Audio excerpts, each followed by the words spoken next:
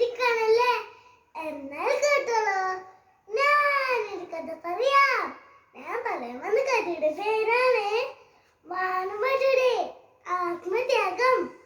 പണ്ട് പണ്ട് എന്ന് വെച്ചാൽ വളരെ പണ്ട് അറബി സുൽത്താൻ കൊട്ടാരത്തിൽ മനോഹരമായി പൂന്തോട്ടമുണ്ടായിരുന്നു. അവിടെ ധാരാളം പക്ഷികളും ഉണ്ടായിരുന്നു.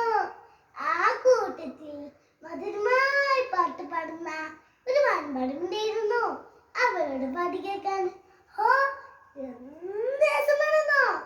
ഒരിക്കൽ ഒരു വൻദേവത വാൻപാടി മുന്നിൽ പ്രത്യക്ഷപ്പെട്ടു.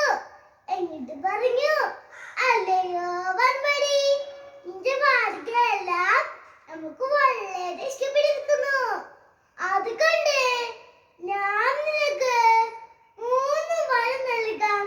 അത് നിനക്ക് എപ്പോഴും ഉപയോഗിക്കാം. ഇത്രയും പറഞ്ഞ് വന്ദേവത അപ്രത്യക്ഷമായി ചിന്തിക്കാൻ തുടങ്ങി. എനിക്ക് നല്ല വീടുണ്ട്, ആവശ്യത്തിന് ഭക്ഷണമുണ്ട്, കൂടാതെ നല്ല കൂട്ടുകാരുമുണ്ട്. പിന്നെ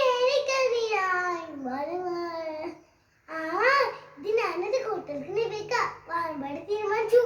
അങ്ങനെ ഇരിക്കെ ഒരു പ്രാപ്തിയോട് എത്തിച്ചേർന്നു. ഓരോ ദിവസം ഓരോ കിളികള് കൊത്തി തിന്നു. അന്ന ദിവസം ഒരു ചിന്തത നൽകുന്നത് കൊത്തി തിന്നുകയായിരുന്നു. അപ്പോൾ പ്രാപ്തി ത്രാഞ്ചെടുത്തു. വാൻപാടി കേട്ടു. വാൻപാടി പറഞ്ഞു, എങ്കിലും രക്ഷിക്കണം. അതിനാൽ തന്റെ വായ്പയ്ക്ക് വാൻപാടി തീരുമാനിച്ചു. വാൻപാടി പറഞ്ഞു, രക്ഷപ്പെട്ടേ. വെളുത്താൻ തുടങ്ങി. പ്രാപ്തി തമ്മിൽ താഴെയിട്ടു. വളരെ വിധേയത്തിൽ രക്ഷപ്പെട്ടു. മറ്റൊരു ദിവസം ഒരു മണ്ണുകിളിയെ പ്രാപ്തി റാഞ്ചെടുത്തു. അതേ തന്റെ മഴ പിടിച്ച് മാമ്പഴേശപ്പെടുത്തി. 2 വരങ്ങൾ തീർന്നു. ഊറ്റക്കൂടെ ബാക്കിയുള്ളൂ. അത് കൂടി തീർന്നാ നമ്മളെല്ലാവരും പ്രാപ്തിയിലായി തീരും. കിളികളെല്ലാം ശ്രമത്തോടെയിരുന്നു. അപ്പോൾ വാൻപാടി പറഞ്ഞു, കൂട്ടുകാരെ, നിങ്ങൾ ആരും വിഷമിക്കണ്ട. നിങ്ങൾക്ക് വേണ്ടി ജീവനേക്കാൻ പോലും ഞാൻ തയ്യാറാണ്. ഇത്രയും കൊണ്ട് വാൻപാടി മറ്റൊരു മൃഗങ്ങളിലേക്ക് പറഞ്ഞിരുന്നു.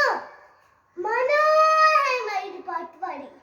ഇതുവരെ പാടിയേക്കാൾ അതിമനോഹരമായിരുന്നു അത്.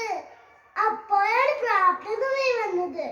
വാൻപാടി കണ്ട പ്രാപ്തി ഇങ്ങനെ ചിന്തിച്ചു, എല്ലാ ദിവസം എന്റെ ഇരകളെ രക്ഷപ്പെടുത്തുന്ന ഇവനാകട്ടെ എന്റെ ഇന്നത്തെ ഇര.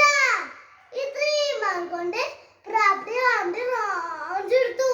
പ്രാപ്തിന്റെ കൂർത്തന്നാക്കുന്ന